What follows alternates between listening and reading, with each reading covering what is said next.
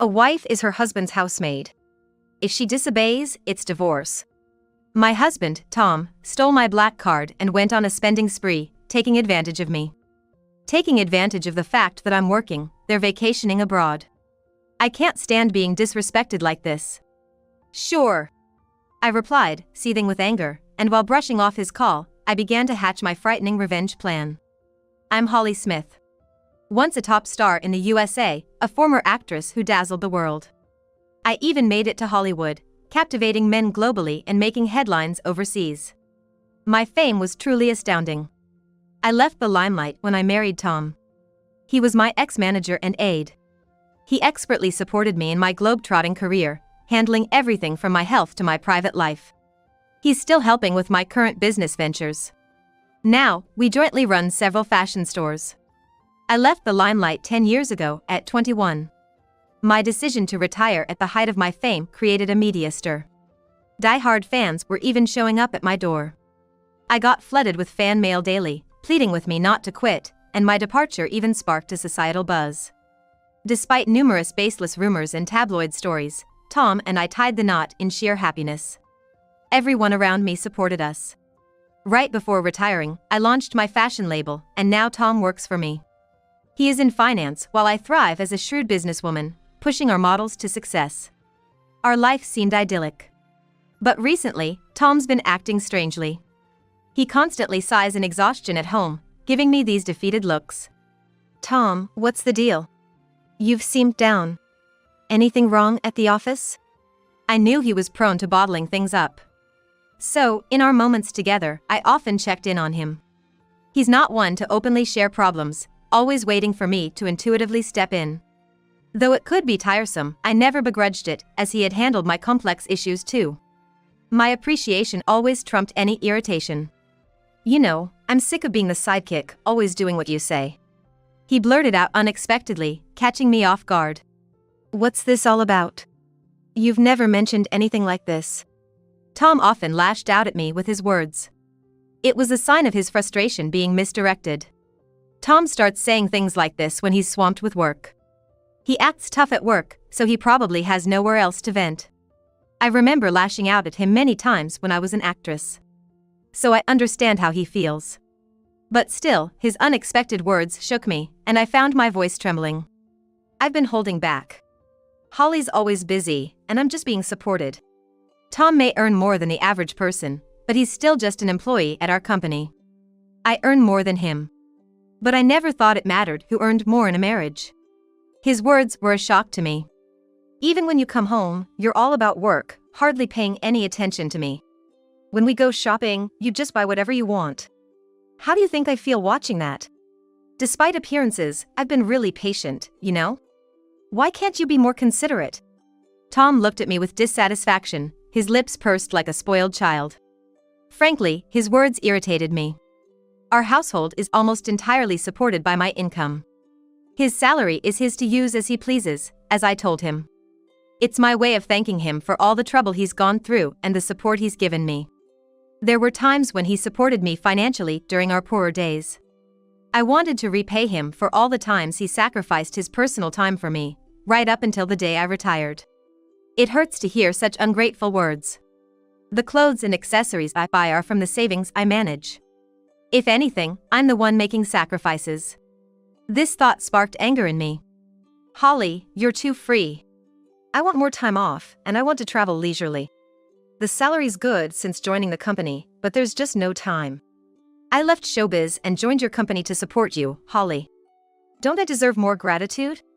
Stop prioritizing your own time and give me a break. When I retired, he stayed in showbiz, saying he'd continue being a manager. But once my business took off, Tom changed his tune, wanting to support me. If I join the company and stay by your side, Holly, you won't be lonely. I want to be there for you. I wanted to spend time with him, so I let him join. I never asked him to, so why am I being treated this way? Is this life still not enough? Isn't he being too selfish?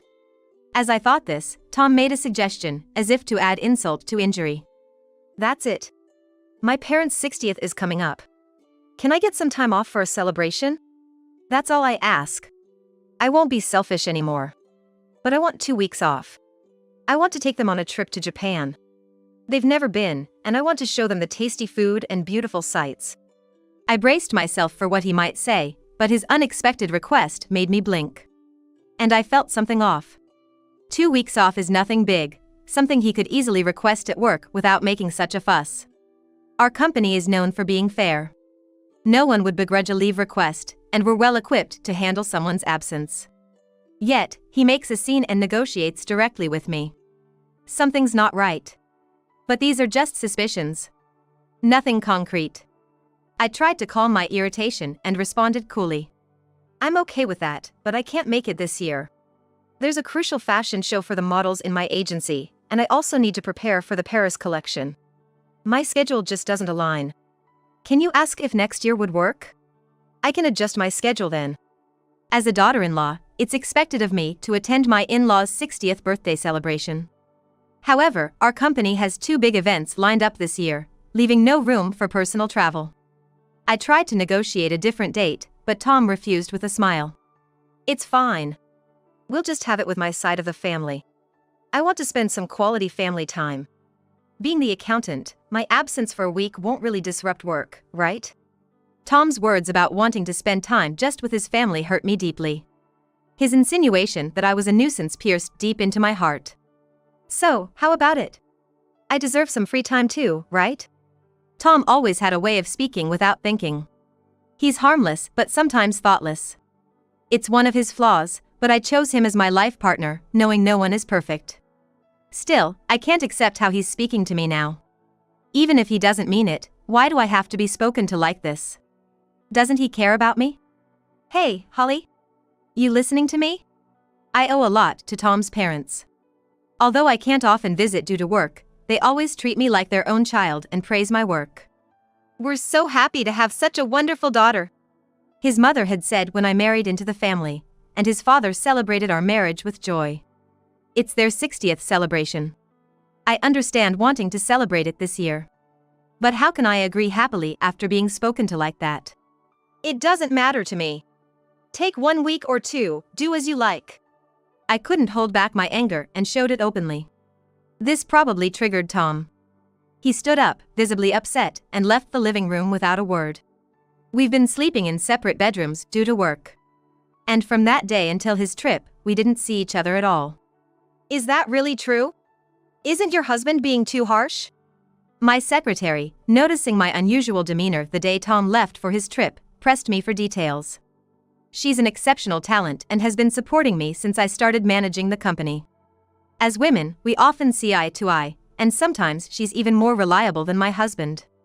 She's quick-witted yet caring, always there to support me when I'm down or about to make a mistake. I cherish her like family. She admires me like a real sister, and I often confide in her. Her honest and mature advice, beyond her years, is always valuable. And this time too, she noticed something was off about me and kindly showed concern. I hesitated at first about opening up, but realized keeping it in could affect my work. I decided to tell her everything that happened up to today. She furrowed her brow in anger. If I were you, I'd have given him a piece of my mind. You've been too soft on your husband, boss. I get that you love him, but you can't let him walk all over you. Her blunt advice, making me wonder who's older, hit me hard. In an environment where everyone tends to hold back from telling me things, she's the only one who treats me as an equal. This freshness and comfort are something I really value. Being in a higher position often means more humility and restraint. And someone who can confront me head-on like her is truly precious. You're right. What should I do? You can call him, right? Why not talk after work today? Don't worry about spoiling his trip. If things keep going like this, you might be headed for divorce. She pressed the point like an older sister, leaving me with no response but to agree.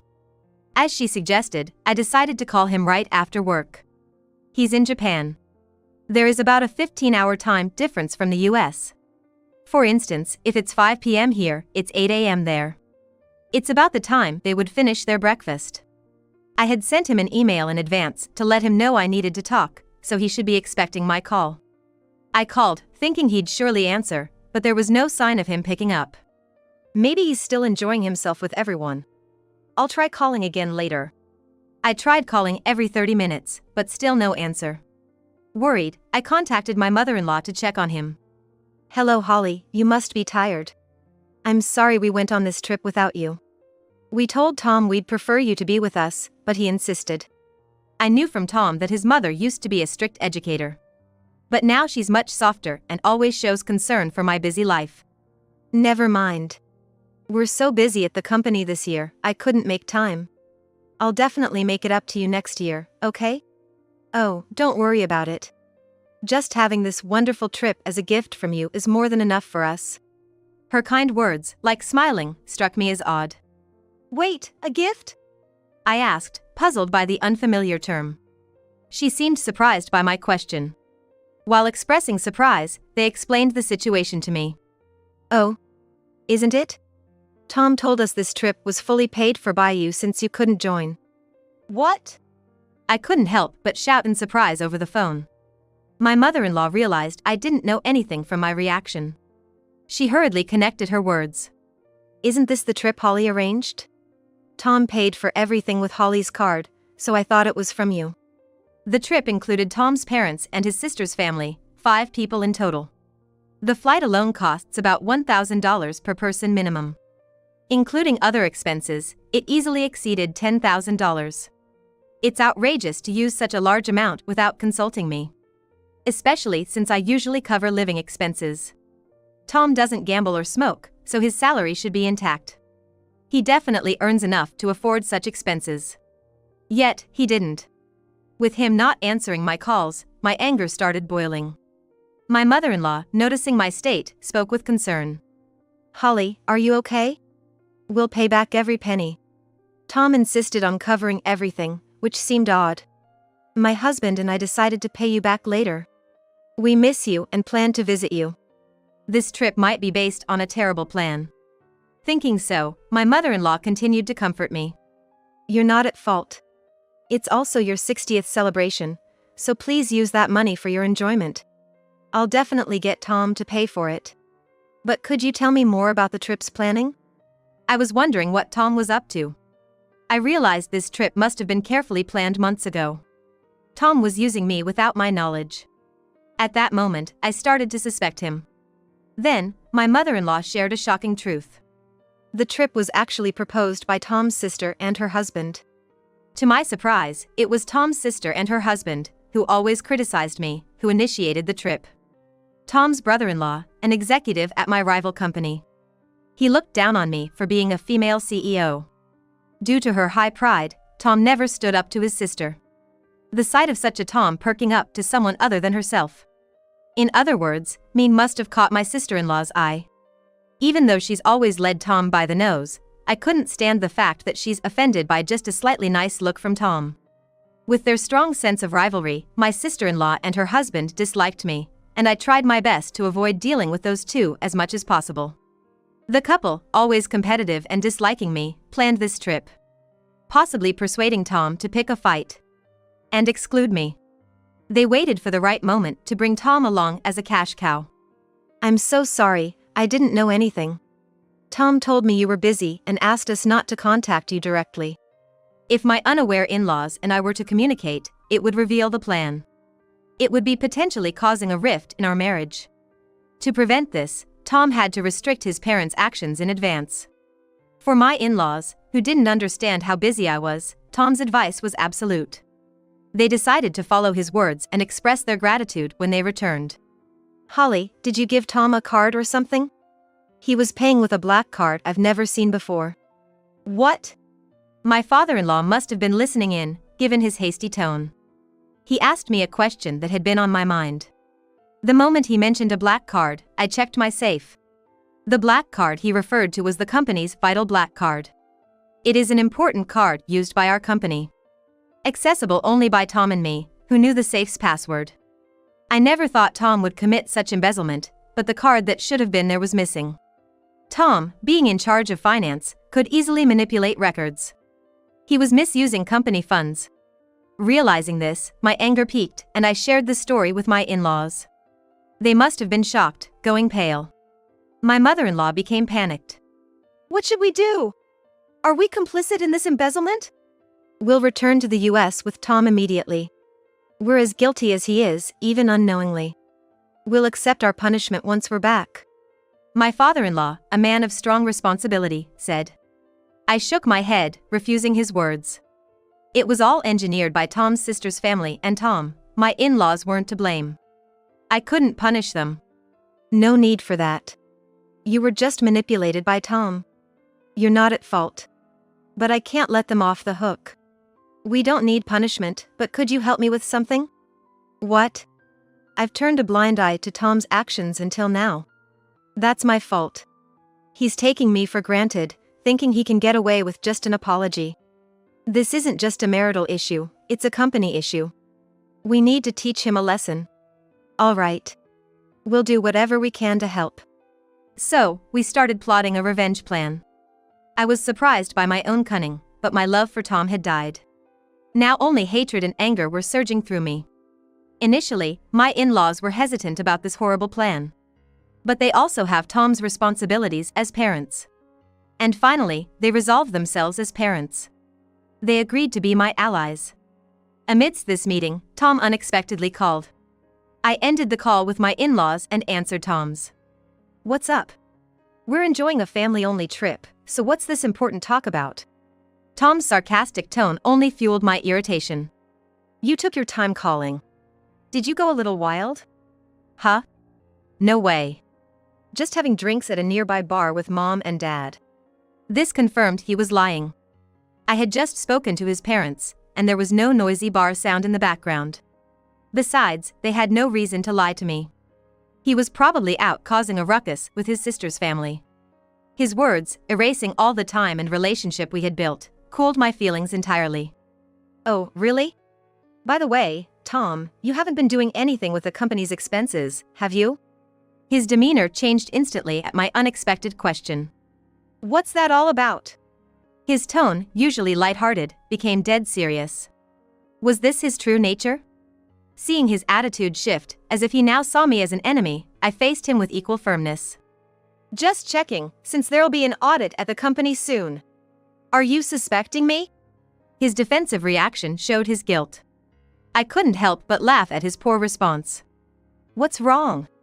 I was just concerned, and you're talking about suspicion. Did you do something wrong? No. Anyway, the house isn't in a mess when I get back, right? Realizing he was digging himself deeper, he suddenly changed the subject. His actions only made him look more suspicious. I was almost impressed by his foolishness. Who knows? I've been busy with work too. Give me a break. I hate coming back to a dirty house with bugs. A wife is her husband's maid. Disobey and it's divorce. Even our executive says that to his wife.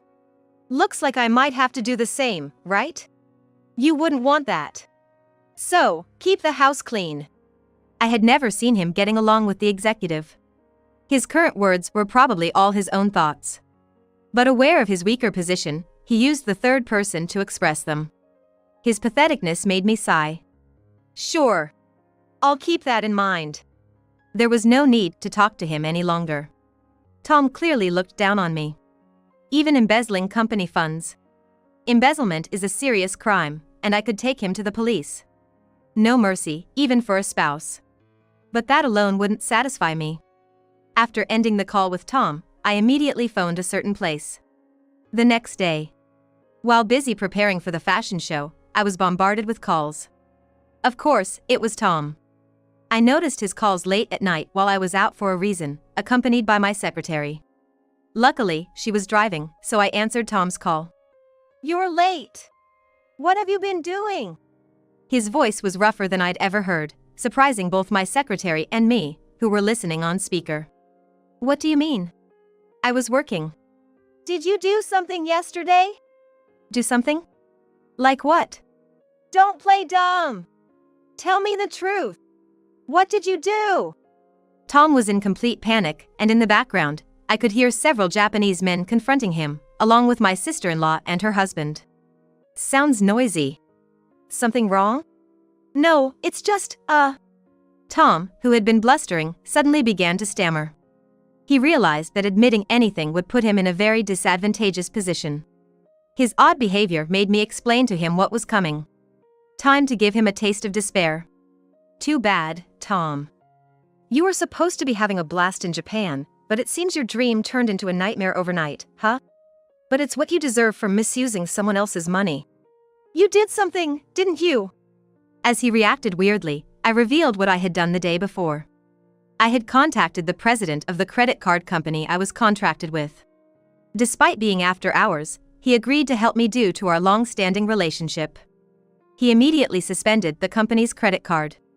If a credit card is misused, the company doesn't have to pay the store, leaving the store at a loss.